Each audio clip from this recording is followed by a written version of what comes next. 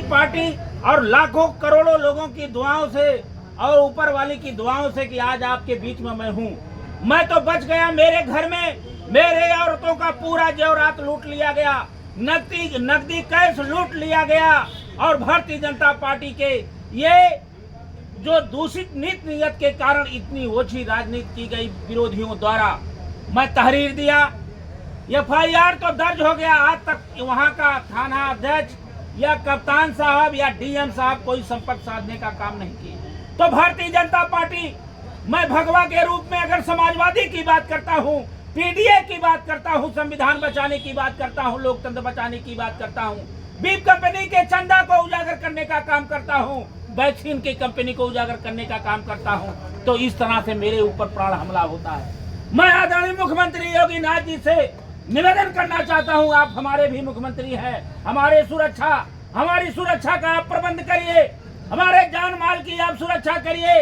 आजमगढ़ के कप्तान साहब से भी ये निवेदन करना चाहता हूँ कि जैसे एक दूसरे योगी को उन्नाव में उसको मार दिया गया, वैसे ये दूसरे योगी को समाजवादी है इसलिए इसको मारने की पूरी साजिश रची गई है, ये रणनीति के तहत रची गई है।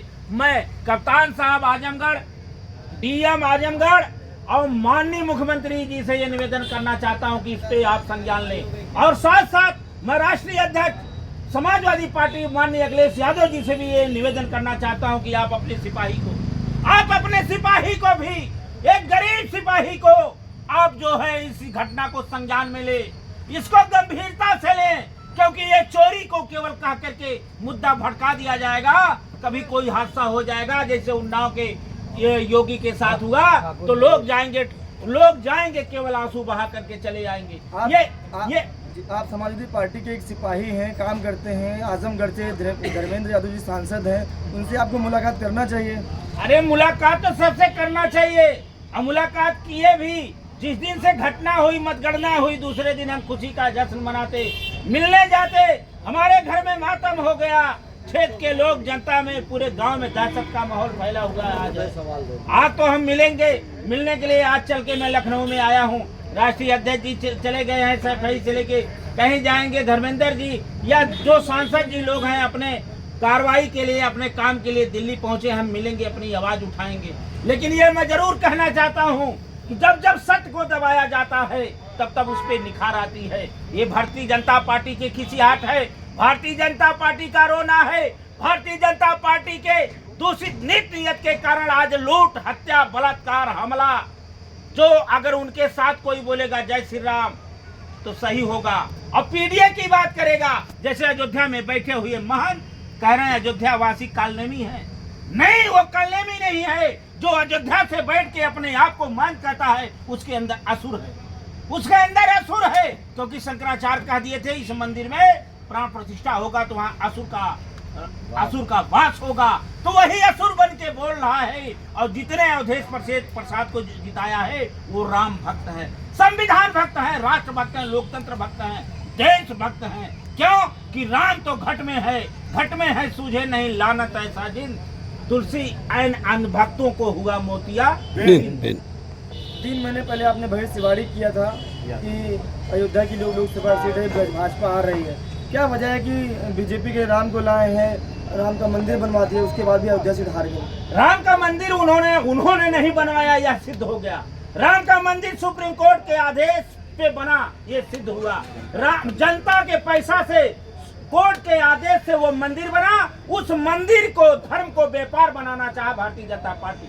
आदरणीय प्रधानमंत्री जी ये बनाना चाहे और उसको जनता ने नकार दिया। जनता ने कहा कि इससे बढ़िया अखिलेश यादव, जिन्होंने कहा PDA मेरा भगवान है, ये अयोध्या का वासी मेरा भगवान है, ये इसको घर को उजाड़ा गया, इस पे बुलडोजर चलाया गया, किसानों के ऊपर, नौजवानों के ऊपर, गरीबों के ऊपर, मजदूरों के ऊपर, महिलाओं के ऊपर केवल भारतीय जनता पार्टी ठगने का काम किया। आज शपथ लेके हैं किसकी? ईश्वर की। और ईश्वर की शपथ लेकर के ये सब झूठ बोलना आज से ही चालू कर देंगे।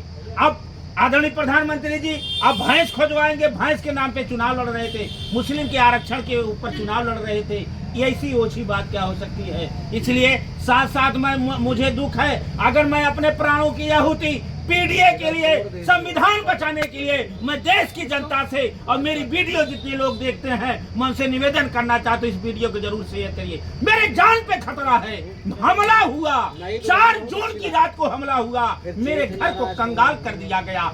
मेरे पास केवल वस्त्र बचा है, किसी तरह से मैं लखनऊ पहुंचा हूं अपनी फरियाद लेकर के, और इस फरियाद को मैं जनता से भी जनता की अदालत में रखना चाहता हूं और मुख्यमंत्री की अदालत में मैं रखना चाहता हूं, डीएम कप्तान प्रशासन की अदालत में रखना चाहता हूं। मेरा यही दोष है कि मैं पीडीए की बात करता हूं, मेरा यही दोष है मैं अखिलेश यादव जी के साथ। क्या ये लोकतंत्र संविधान में अधिकार नहीं है? यह अधिकार राम राज से अलग होता है, और उनके साथ जो एक जितिन प्रसाद जी है, रावण को कर्मशील बनाते हो मंत्री बन जाता है, उस पर कोई कार्रवाई नहीं होती। ये देश की ये लड़ाई मामूली लड़ाई नहीं है, अभी उत्तर प्रदेश की लड़ाई बाकी है, 27 का बाकी है। जब तक हम लोग ये लड़ाई पीडीए की लड़ाई तो अभी मामूली हम लोग जंग जीते हैं, लेकिन लड़ाई लंबी चलेगी। आए नौजवानों, किसानों, गरीबों, मजदूरों, पीडीए में आस्था रखने वाले, अखिलेश यादव में आस्था रखने वाले मजबूत हो जाओ और सतर्क होके रहो, क्योंकि ये भारतीय जनता पार्टी मारती है, रोने नहीं देती है। मेरे ऊपर हमला ये जीता जागता प्रमाण है।